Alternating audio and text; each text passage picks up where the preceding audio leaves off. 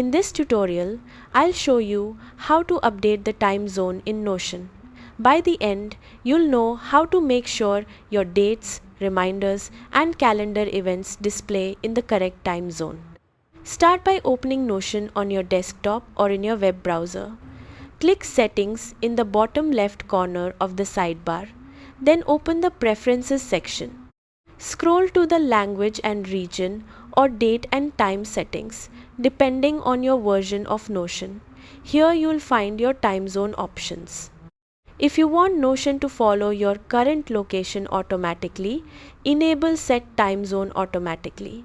Notion will use your device's time zone, which is helpful if you travel or work from different locations. If you prefer to set it manually, turn off the automatic option. Click the time zone field and choose the city or time zone you want from the list. After making your selection, the change is applied automatically. Your reminders, dates, and calendar entries will now use the updated time zone. If you're using Notion Calendar, you can also view events in multiple time zones.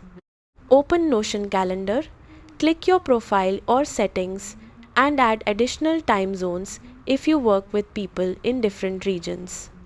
That's how to update the time zone in Notion. Thanks for watching.